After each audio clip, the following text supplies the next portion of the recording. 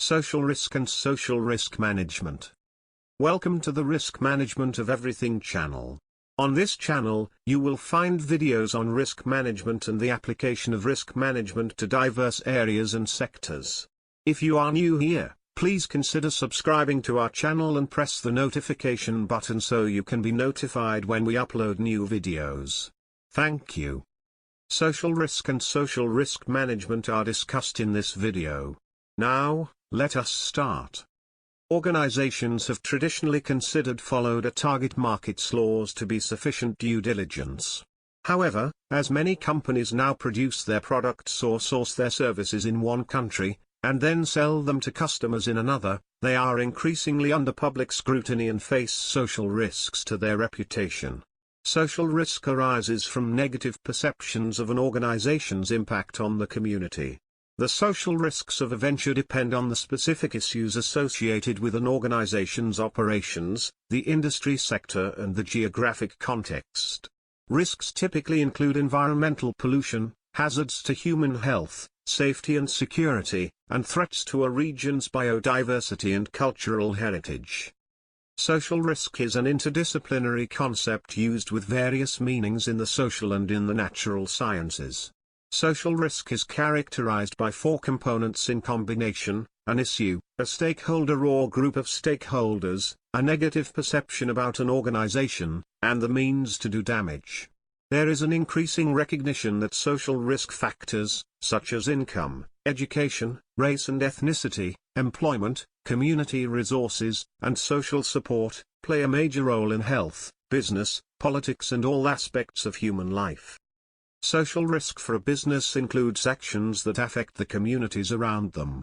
Examples include labor issues, human rights violations within the workforce, and corruption by company officials. Public health issues can also be a concern as they can impact absenteeism and worker morale. Political uncertainty can be a social risk if the company does not have a good understanding of the local power structure and who the power brokers are. Land use is another politically related stumbling block. For example, a business trying to open a new location can run into zoning issues with the local community planning board. Companies that have problems with social risk face political backlash, public outcry, and a damaged legal standing and may not be sustainable in the long term. Understanding and mitigating social risk. The practice of risk and crisis management has been embedded in the DNA of companies and enterprises for more than a century. Over time, companies have become quite comfortable with and capable of managing the risks they understand, whether they are financial, legal or operational. They are also adept at managing these risks if they become real or perceived crises or disruptions. Organizations, however, increasingly face a newer form of risk known as social risk. This risk can be defined as the exposure to adverse consequences stemming from population-based activities and negative public perception. In other words, social risk is a manifestation of what goes on around us and is driven by influences inside every one of us, including beliefs, emotions, mental health, fears and anxieties. Social risk's population-based nature sets it apart from traditional risk events such as cyber attacks, workplace safety incidents, corporate malfeasance and natural disasters. Traditional risk events impact a discrete set of people, while social risk can impact broad segments of society. Components of social risk. Social risk is characterized by the following components. 1. Issue. Societal and environmental issues are taking on the heightened significance on a global level. The issue is specific to the organization, the target market and the planned ventures. 2. Stakeholder. For social risk, stakeholders are a broad group that includes any person or group who may have an interest in the issue. For instance, Nike now engages with environmental organizations, human rights groups, students, colleges, trade unions, socially responsible investor groups and academia, in addition to traditional stakeholders like shareholders, employees, customers, and suppliers. 3. Perception. Stakeholder perceptions are based on various information sources, including official news media, the internet, word of mouth and the organization itself. Negative perceptions are more likely to arise in the absence of regular information or communication from the organization itself. Negative perceptions can be accurate or inaccurate, both can lead to challenges for the company. 4. Means. A stakeholder may possess a variety of means to affect organizational conduct. Small grassroots non-profit organizations may be able to mobilize large networks of allies very quickly. Characteristics of social risk. Research by social risk advisory firm Enedo Global and reputation and crisis management firm Kith identified 5 characteristics of social risk. 1. Human. Unlike traditional forms of risk that most often manifest themselves because of a discrete event or incident, the social risk is built on who we are as human beings and shaped by our economic status, social mobility, community environment and mental health. 2. Dynamic. Social risk is formed by how people react to events and ideas, and thus it is always evolving. For example, the social risk is not necessarily the pervasive nature of socio-economic disparities in the global economy, it is the population-based reactions to those disparities. 3. Dispersed. Social risk is an outgrowth of today's connected society where nearly everyone has the ability to amplify their voice through technology and networks of family, friends, colleagues and social media followers. 4. Distinctive. Social risk is unique to each organization. Because social risk forms as humans organically react to events and ideas, no two social risk events are alike. 5. Scalable. Because social media platforms amplify public conversations accelerate social risk, it can scale very quickly from an isolated idea or conversation into a broader movement. Social risk management. Social risk management, SRM, is a conceptual framework developed by the World Bank. Specifically, it is social protection and labor sector under the leadership of Robert Holtzman, since the end 1990s. The objective of SRM is to extend the traditional framework of social protection to include prevention, mitigation, and coping strategies to protect basic livelihoods and promote risk-taking. SRM focuses specifically on the poor, who are the most vulnerable to risk and more likely to suffer in the face of economic shocks. Through its strategies, SRM aims to reduce the vulnerability of the poor and encourage them to participate in riskier but higher return activities in order to transition out of chronic poverty. The World Bank's rethinking of traditional social protection approaches has inspired a new conceptual framework named Social Risk Management, SRM. The focus of SRM is to replace unproductive coping strategies with advanced planning and mechanisms to help households anticipate and ensure against shocks. The main idea behind SRM is that all individuals, households and communities are vulnerable to multiple risks from different sources, whether they are natural, such as earthquakes, flooding and illness, or man-made, such as unemployment, environmental degradation and war. These shocks hit individuals, communities, and regions mostly in an unpredictable manner or cannot be prevented, and therefore, they cause and deepen poverty. Poverty relates to vulnerability since the poor are typically more exposed to risk while they have limited access to appropriate risk management instruments. Hence the provision and selection of appropriate SRM instruments become an important device in order to reduce vulnerability and provide a means out of poverty. This requires striking a balance between alternative SRM arrangements, informal, market-based, public, and SRM strategies, prevention, mitigation, coping, and matching appropriate SRM instruments in terms of supply and demand. The recognition of the importance of risk management for the poor, together with the need for voice and empowerment, and for the creative capacities and opportunities, form also the centerpiece of the World Development Report of 2000 on poverty reduction. Social risk management strategies. SRM strategies can be classified into 3 categories. 1. Preventive strategies are public measures to reduce the probability of risk. For example, in the labor market, preventive SRM interventions are geared to improve the skills or the functioning of labor markets to reduce the risk of or underemployment, or low wages. 2. Mitigation strategies decrease the impact of probable risk. Typical mitigation strategies are portfolio diversification, insurance and hedging. They can be both formal and informal. Reciprocity arrangements in families or communities are examples of informal insurance schemes. 3. Coping strategies relieve the burden of risk once it has occurred. The government has an important role in assisting people in coping, for example, in the case where individual households have not saved enough to handle serious illness or catastrophic risks. Importance of a good social risk management.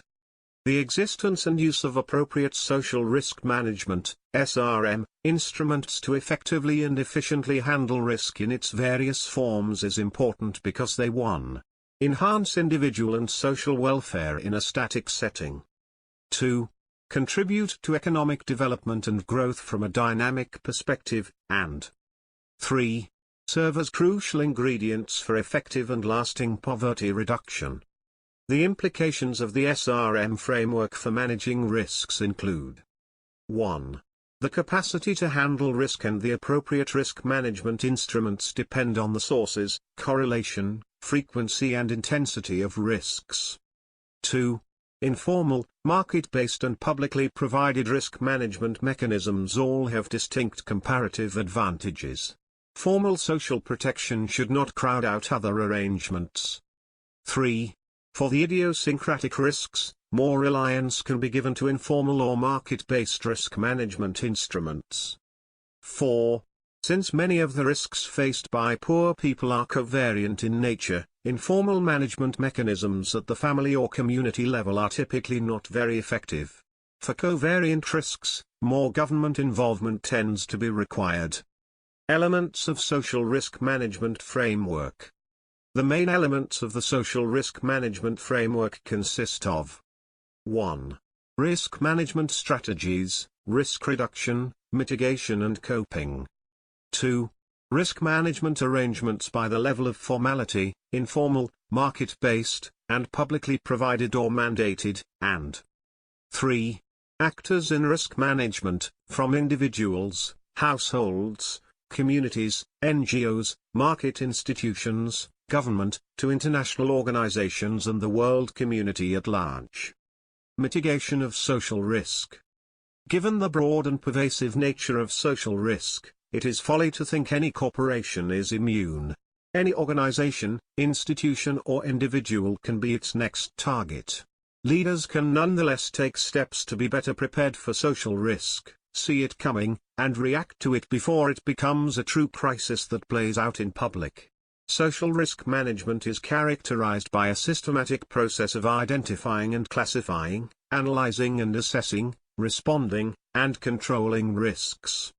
Here are 5 valuable ways of identifying and mitigating social risks. 1. Know who you are and what you stand for. By understanding its core values and establishing a chain of command that respects those values, an organization can respond to social risk with speed, clarity and confidence. 2.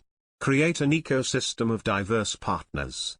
A diverse ecosystem will create an early warning system to help identify social risk before it manifests as a threat or crisis, provided you stay engaged with this ecosystem in a genuine dialogue. 3. Ask, do not tell. When developing a social risk management strategy, getting honest feedback can help you avoid pitfalls and build credibility. Similar to engaging partners, this must be approached by listening rather than telling. 4. Communicate constantly. In an age of social risk, communicating is not about pushing information to audiences.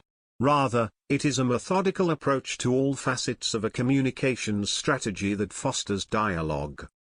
5. Act with humanity. Social risk is driven by human emotions that must be respected and appreciated. This is the difference between electric scooter sharing startup Bird laying off 400 employees in a Zoom call during the early days of COVID-19 and Valencia College's administrators calling each of their 40,000 students just to check in on them. A new approach to social risk management. Social risk is far too pervasive and diverse for any single company, political institution or leader to stop. Companies must be very careful in relying on the traditional crisis playbook of acknowledge, apologies, act, where you seek to make amends to the audiences most impacted by the incident or chain of events. Social risk is too broad for that. Addressing social risk requires looking at its causes from a systemic standpoint, not on an event-by-event basis. The solutions must be focused on the same societal level as its causes, including poverty, injustice, isolation due to the pandemic and mental health challenges. However, executives and leaders can mitigate social risks' worst effects and impacts on corporate reputation if they acknowledge its existence, that it touches all of society, and that it comes from the perceptions and beliefs all of us have. By seeking solutions and committing to changing the status quo and attaining a higher degree of empathetic engagement with important audiences and partners, social risk can be addressed more effectively. Conclusion. Social risk and social risk management have been discussed in this video. Social risk arises from negative perceptions of an organization's impact on the community. The social risks of a venture depend on the specific issues associated with an organization's operations, the industry sector and the geographic context. Risks typically include environmental pollution, hazards to human health, safety and security, and threats to a region's biodiversity and cultural heritage. The objective of social risk management is to extend the traditional framework of social protection to include prevention, mitigation, and coping strategies to protect basic livelihoods and promote risk-taking. Social risk management focuses specifically on the poor, who are the most vulnerable to risk and more likely to suffer in the face of economic shocks.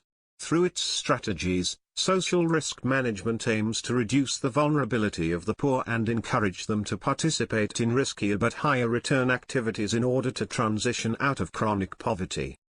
Hope the video is educative and beneficial to you.